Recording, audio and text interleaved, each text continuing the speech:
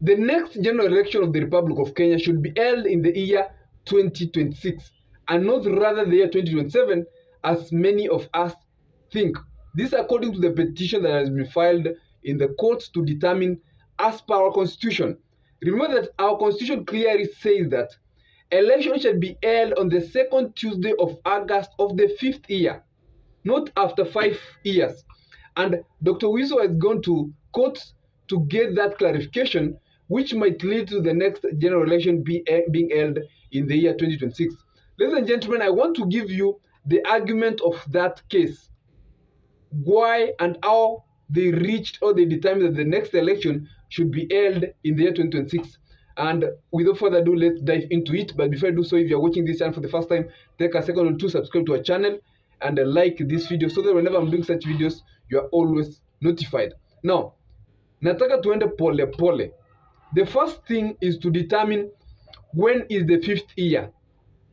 When is the 5th year beginning, the 5th year of election?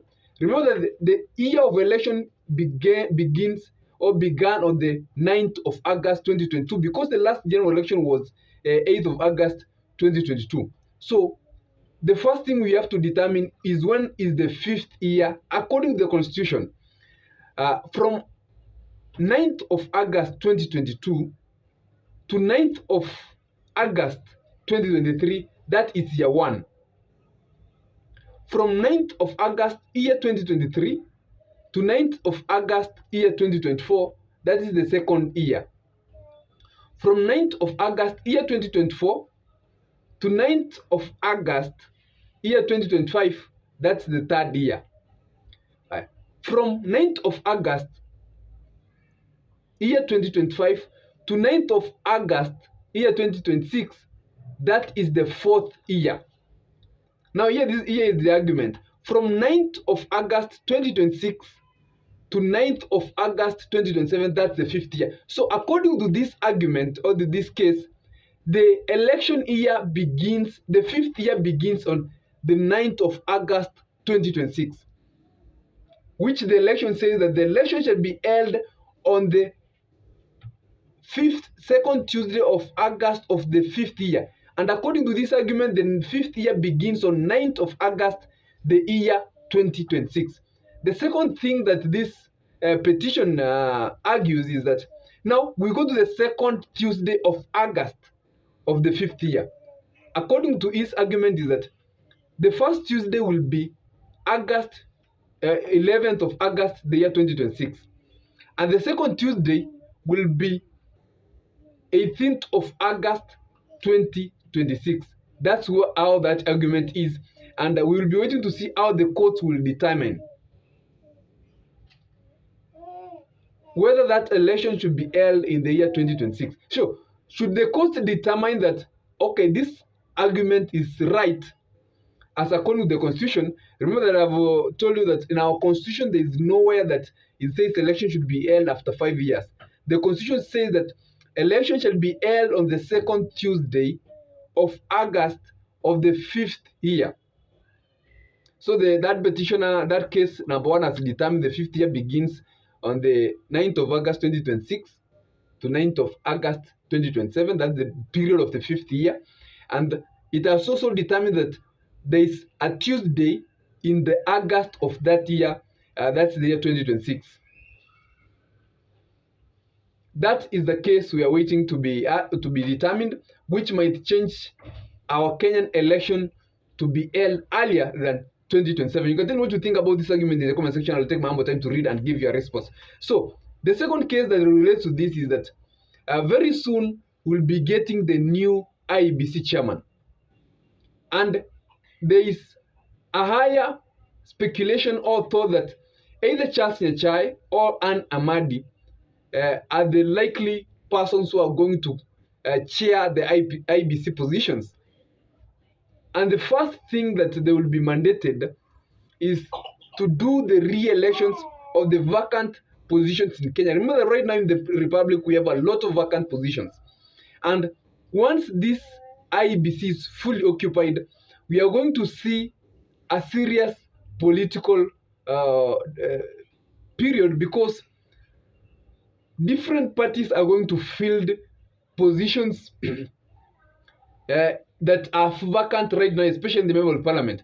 Let's say, like, for example, the case of the Mbere constituency, where the member of parliament was appointed, or Rebuluk was appointed to the public service cabinet secretary. That seat remains vacant. We'll be having Rigathi Gachagua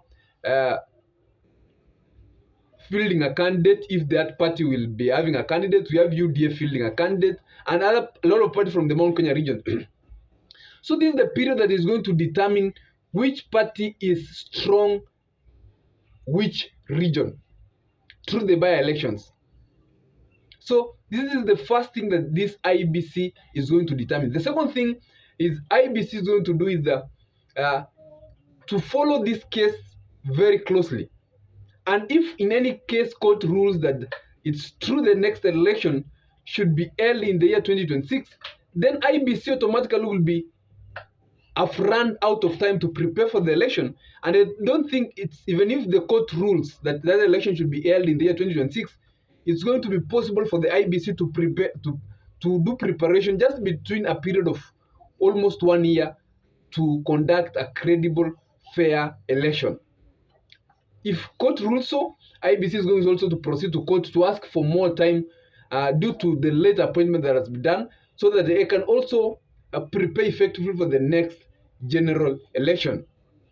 Ladies and gentlemen, we are going to experience a lot of political dynamics in this election of 2027, because I have also previously told you that this is for the first time in Kenyan election. We are about to experience a runoff election. If you see the dynamics of politics right now, is that the 2027 general election is likely to have a runoff because of the candidates that are running for that election. Number one, we have the President Ruto. If Raila Odinga is also going to run for presidency, if Rigathi Gachagua and his coalition are going to run for presidency, let me just maybe say that if that Rigathi Gachagua coalition disagree on various aspects and they divide, each side is going to be very strong. And if you look at these candidates of this election, all of these candidates are candidates who can get 10+%. Previously, you have been having only 2 strong candidates, and even within these 2 strong candidates, you'll find a scenario where the margin is just between 2%. What of a scenario now where we have 4 presidential aspirants? Most of them can garner more than 10% of the total votes. So there's an high possibility that the election of 2027 is going to go to a runoff. We'll be waiting to see. And that's what I told you, that if you're watching this for the first time, take a second to subscribe to their channel, so that whenever we have such information, you're always notified. And thanks so much for my returning viewers. Have a nice weekend and stay safe whenever you are.